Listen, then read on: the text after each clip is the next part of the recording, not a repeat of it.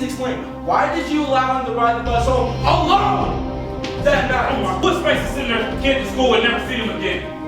Got a kid walking away from you while claiming that he had a gun that was never recovered at the crime scene, Mr. Shepard. But you gotta understand, so he walks around with his hands in his pockets. He's the threat. He is. Was my son.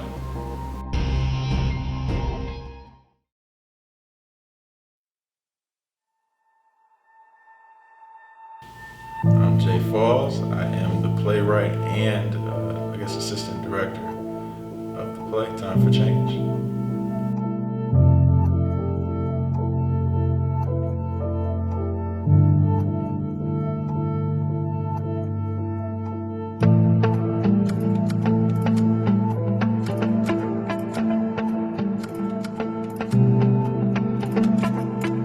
Oh my gosh, our first read-through the play development process for Jay Falls' play. Very exciting. Congratulations on your roles. Super exciting. I'm Kristen Connolly, and I'm the program director and assistant professor of theater at Union College. And for this specific project, I would say I was like the artistic director. Everybody knows each other, and just tell me your name and then what your role is in the show. So, during the pandemic, we had to do some virtual plays. And Jay showed up to the virtual audition, and he was a fabulous actor, and he was cast. And I didn't quite know what show to do as we transitioned back into in-person, and we didn't know when exactly we'd be back in person. But Jay just said, hey, I would love to write this play. And I said, okay, do it, and we'll put it on stage. Because I think that at a place like Union, it's so small that we can do whatever we want. I'm in charge of the material, I'm in charge of the program, all of that. So it's like, yeah, if a student wants to tell their story, let's go for it. So he kept sending me drafts, and then I ended up contacting Brianna Venable to help mentor, because I'm not a playwright, and she does write plays about racial justice. So we brought her on and made it happen. I'm the type of person that when it comes to writing, whatever story I'm writing, if I'm truly interested in it, it writes itself in my head. So like the hardest part of it is just taking the time to get it on paper and figuring things out, switching things out. But I wrote this during like a really dark time in my life. I was going through a lot, losing people left and right. Went to a lot of funerals this summer. And I feel like the script writing process is what got me through it. It's still an ongoing investigation. That's all we got to say right now. Would have readings with the whole cast and get feedback on character development. A lot of it, I feel like at the beginning, was the dynamics of the family, right? It was like really getting a sense of who the family is, what their dynamics are, and I think it's so cool to then see in the show like the audience just laughing, and the respondents from KCACTF saying like, yes, I saw my family up there. Alright.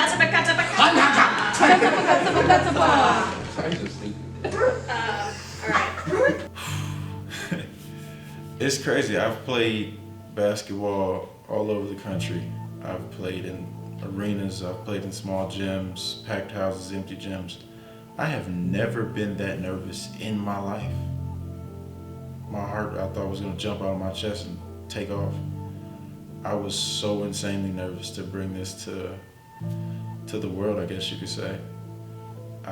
Man. But the reception I got was amazing. I couldn't have dreamed of anything like that. Like, we packed the house, and we weren't supposed to, but we did. And I think it's a blessing.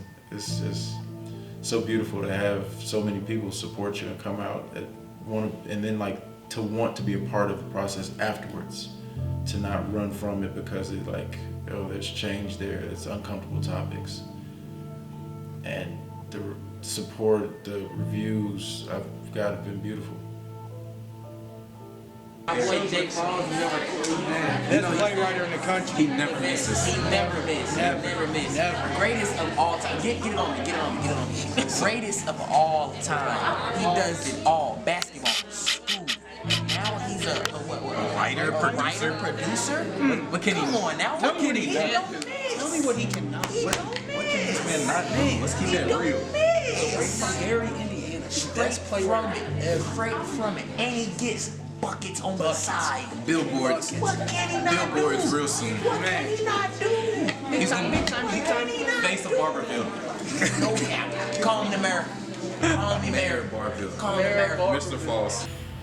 The very first script reading, I thought the beginning was okay, it's fun, you know, it's lighthearted, it's alright. But then the moment that you hear the audio of the cops and AJ, Hey, do you I hear mean, me? it was like getting hit by a train. It immediately took over, and by the end of the script reading, you could just tell that the play carries a lot of weight and emotion through it all, and it's going to be very powerful. I tell you what, not a lot of things can make me genuinely emotional and make me like ugly boo-hoo cry. But holy cow, seeing my mom, my grandmother, my brothers walk through the door, and to be there to catch them trying to catch me off guard was a feeling like carry on the ramble. It's okay. That was I ugly cried. Like I boo-hooed. Oh man. That's crazy. Hey mom. We're doing an interview called at the perfect time. Really? Yeah. You're doing an interview right now? Yeah, for our documentary, Time for Change, Say Hi to the People. Hello? So now you're here in the documentary. Anything you want to say? Just congratulations. I'm very proud of the man that you're becoming. Thank God for all the blessings that He's restored, the leadership that you show your brothers. It's awesome. I told him that you made me ugly cry and boo-hoo when you guys came and surprised me. That was not our intentions, but we definitely wouldn't let a moment like that pass without us being there to support. To put in perspective how cruel this was, I accidentally looked in the camera, but to put in perspective how cruel this was literally 2 or 3 minutes before I went on stage. Had me like boo-hooing, ugly crying, snotted a little bit, yeah, the whole night. But Well, that was a good thing though. And we had it all on camera, so that made it even better. oh my gosh, I want to hear the end of this one. All right, Mom. Me and the people will talk to you later. Love you. I love you more, dear. Be blessed. That's a pleasant surprise.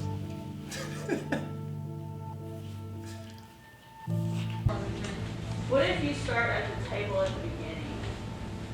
Do that in the second scene though, right? That's kind of weird. Well, that's a natural. My favorite part of the play is scene 4 in the courtroom. And it's when Andrew is on the stand and he's talking about how him and his wife Taylor started raising AJ. And it's when is it the prosecution? I don't know. Andrew's attorney says that's beautiful towards him. That's my whole favorite part of the play right there, just because it shows humanity in it and he feels for him and all that. So like I just thought that was, from the first time I ever read it, it was my favorite. My favorite scene or part of the play, I would say the courtroom scene, just because I'm in it. And I think it's actually the best scene during the whole play. I think we executed it really well with my boy Chance and my boy Andrew, Mr. Nigel, me and his connections throughout the play. I think that we really do connect well throughout the whole scene. Even with Blake, the way that we talk to each other is really just powerful. I think most people will be able to really feel what we give off. Even when it's like a little bit of comedy into it, or when it's a little bit of serious, when we switch, I say that Chance, shout out to my boy Chance in the building, you know what I'm saying? He does a very well, a good job being a defense attorney, so I kind of go off his energy as well, so yeah. We're gonna see LeBron. We're gonna see LeBron. Favorite part or scene of the play? My favorite scene of the play has to be after the interview with Kathy, when Andrew and Taylor are having a discussion about her not understanding. It's very powerful, and I got chills watching the rehearsal, so I can't wait for people to actually see it, because it's just a powerful scene, and it's a powerful conversation, and it's something that you don't get to see in real life very often. So hearing it and watching it and the delivery of it is just very meaningful. One of my favorite parts is the end where Andrew comes out on top. To be able to persevere through something like losing a kid in the manner that he lost his kid it's powerful. It's really powerful. In the moment where he's going off and he's like, red, white, and blue don't mean the same thing for you as they do for me. That even as I wrote it, I didn't realize how much it would resonate with me after the fact. I'm being framed. Darren and Isaac, can y'all just speak back more?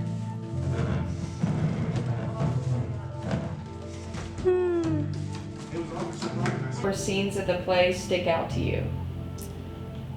Yes. Towards the end of the very last scene, when Officer Shepard and Andrew Robinson Sr. are talking, Officer Shepard, who I play, says, "I'm not apologizing for killing your kid."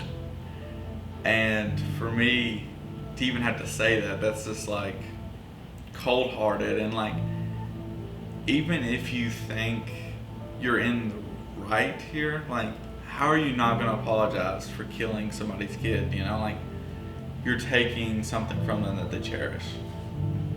Are you sure? Your beard looks fine. You don't have to wear it. So the alternate script, this is like a deleted scenes hidden bonus. The alternate script, I was bored and decided to keep writing. Alternate script is a flip where instead of having the grandma, Mama B, you have the grandpa, Willie B, or Grandpa Willie, I'm sorry, no B, Grandpa Willie, and it's comedy, it's a riot. And it plays on the dynamic of father and son going through something as opposed to mother and son. And I think personally, because it may just be because it's me, but it's a lot funnier. It's a lot funnier. So anyway, okay, so I guess during the auditions, Jay had the idea, well, maybe there could be a grandpa instead of a grandma. Oh yeah, that's an interesting idea, da-da-da. Fast forward a month later, it's starting to look like, this actress was having some health issues. Maybe we should go ahead and do this. So we had some readings with the new character, just with the cast, just kind of throw it out there. Scheduling that was awful too. Scheduling just the reading of the, yeah. Just to even read the new alternate script, or not new, but the alternate script, just reading that, getting everybody together for that, yeah, that was kind of a nightmare. So we ended up, I said, okay, Jay, you can do, what I say? No, I'm gonna come watch this rehearsal, and if it's shit, I'm not gonna let it happen. Because I was worried, like, that's a big change to make for your actors who've been working for months. And I saw it and I was like, okay, this is hilarious. Like, some of the jokes are just like even better than the other script, and I was like, okay, this can happen. Anytime you're putting on a show, there's a lot of variables. You're relying on people so much. I mean, if that's the joy and the terror of live theater, is that anything can happen. And you're relying on human beings to make this thing work. And especially during the pandemic and COVID still being really iffy, I actually had a lot of conversations with some colleagues of mine, like, do I double cast? Do I have understudies? Like, what exactly should I do to make sure, it's hilarious, to make sure that something like this doesn't happen. To make sure that it's not the night before the show and we are scrambling to figure out what to do. Well, you can plan all you want. Oh man. The day of, I remember it very vividly because I was standing at the softball field and my phone rings and it's Christy and she says, hey, Tyon is not feeling well, we may need you to step in. Mind you, we've done one rehearsal with me in as the Grandpa Willie character. I was perfectly okay with being behind the scenes and just, letting everybody else do their thing, but I feel like some of the best things creatively are done through necessity and last minute. So to jump in and act last minute, first of all, is a testament to every other person in the cast, because like I said, we have one rehearsal, and for it to go as smoothly and as well as it did is still mind-blowing to me. So shout out to them, first of all, but I was freaking out backstage. I was terrified.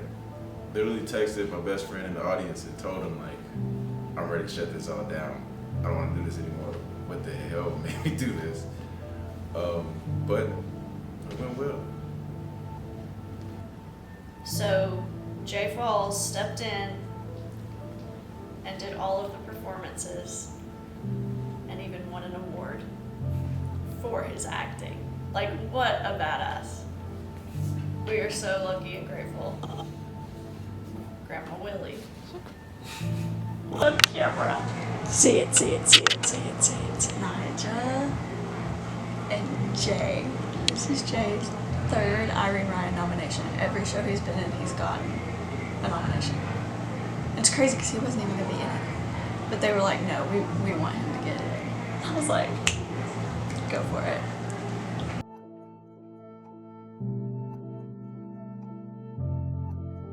Seeing the whole production put together was pretty surreal. Just having to, I'd catch myself and have to stand there and like just let it in, because it is so crazy when everything's going on, but it was really important and it was really exciting, and I was really so proud of everybody involved. I was really, really proud of De'Aaron. As a prosecutor, his performance just was absolutely incredible. That moment when he says, is it possible the kid just couldn't hear you?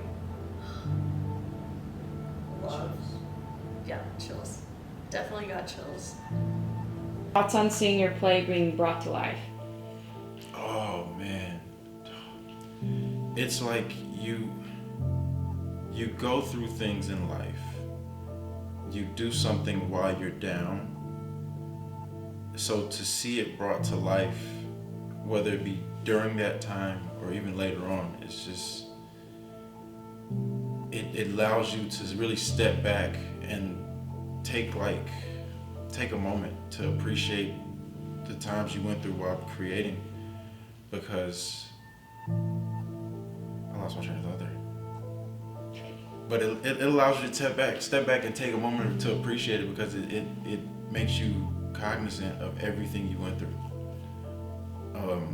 Because like I said, it was a really dark time writing that, going through funerals, the breakup, the whole nine. So it's like, I made it through everything, and this is what I have to show for it. And so to receive the reviews that I've got made it all the more sweeter, and people wanting to be in it. Like, I don't have to twist anybody's arm. It's so beautiful, and a million and one thank yous to everybody. My heart, you know what I'm saying? You have a special place in my heart to everybody that's a part of the process. Cast, crew, the whole nine.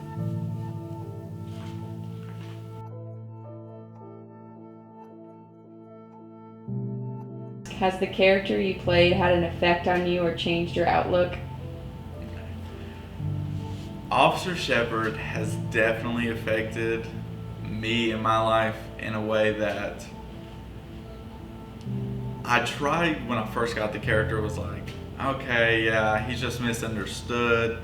He's not racist, and try to make him more good than bad. But when it came down to it, yeah, he's racist and he is the bad guy, and there's no getting around that. So to hear him say things and just the way he acts and stuff, it showed me that that's something I really don't want to be, and to have to play that role, it allows me to completely be opposite and stay away from that as far as I can. I wouldn't say it's changed my outlook at all or my views, but I think it's definitely just kind of showed me that even judges and lawyers and people that aren't necessarily firsthand with the families of shootings and things like that, they still are impacted by it because they are trying to, how do I word this? They're trying to like be unbiased, but at the same time they're watching these people hurt and exist in a world where they feel like they're not safe. So it's kind of hard for them. I wanted to be a part of this play because this is like the first type of play or like conversation that I've seen on campus. So to be a part of that for the first time and be a part of the beginning of the change at Union itself was something that I couldn't pass up. I wanted to be a part of this play because obviously it was written by a student here and I thought that was really cool, but it also starts a really important conversation that a lot of people are either too scared to talk about or feel like they're going to say something wrong. So I think it's very important that this play becomes a thing. I think I learned like how powerful that a play can be, how theater can be, and how much it can impact people. And the conversation I hope to start is just the uncomfortable ones that people are just not willing to have. You know what I'm saying? A lot of stuff that people go, oh, it's taboo to talk about because it's, you know what I'm saying, it might start arguments or it might start, but it's like sometimes you just gotta have these conversations and let them out because we can't move forward until we acknowledge what is keeping us from moving forward. The change I hope to see, I hope to be able to drive my car, maybe make a mistake, get pulled over, and it just be that. I don't want to have to risk my life or be afraid that like I may not make it out of the traffic stop, or I hope that my brothers can go to the park and play with a toy gun and it not be the last thing they do. There's so many different examples that come into play. Like Breonna Taylor was laying in her bed. Tamir Rice was 13, 14 playing at a park. I have siblings the same age. And it's like you see so much of yourself and your situation in the people that are gone. So I hope that whichever the last killing was will be the last at some point or another. I know, like I said, it's an oven, not a microwave, so it's gonna take time, but hopefully we can get the ball rolling on stuff like that. A change that I hope to see is people taking the acknowledgement that something is really serious that's going on in the world, and people being able to actually not say relate to it, but see it, I would say, instead of ignoring it like we usually do.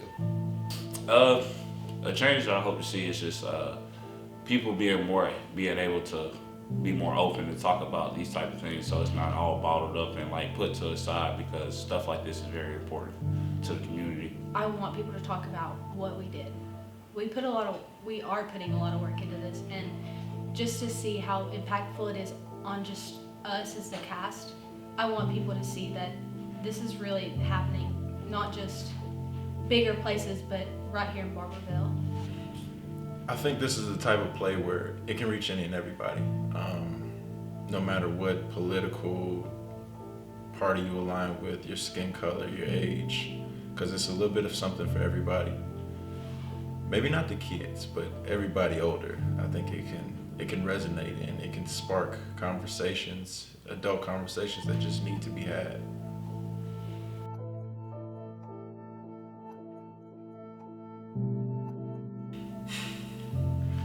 think the message I'm trying to convey is that life in America isn't the same black to white. It's just not. And it's hard to get your point across with just words. So sometimes you have to visualize that for people to let them know, like, hey, there's a problem. When you do the protests and the Black Lives Matter things, it gets shot down, and it's like, well, all lives matter. It's like, okay, well, all lives can't matter until the black ones do too. So I think that's the message I'm trying to convey, that like, hey, I'm here, like, I need help. I know that change is more like an oven than a microwave. It's gonna take time, but as long as we start the conversations of how do we help, where are the problems, what are the problems, who's causing the problems, we can spark something, get something going. I think once we embrace each other with love and accept the differences and accept that the differences of each and every person makes America beautiful, makes America great. Once we accept and lead with love, we can change the entire outlook on so many things. My grandma always said, you get more done with sugar than, bad S word I can't say, but once you lead with love, things change, and I've seen it firsthand. Far from it, but you know what? What? Everything will be okay. And if it's not the end. But I feel like peace right now. So this has to be my closure. But I can make a difference now, because it's a time for change. Hey dude, we congratulate you, we love you, we thank you for being a light for your younger brothers to see that if they hang in there, anything is possible. God bless you.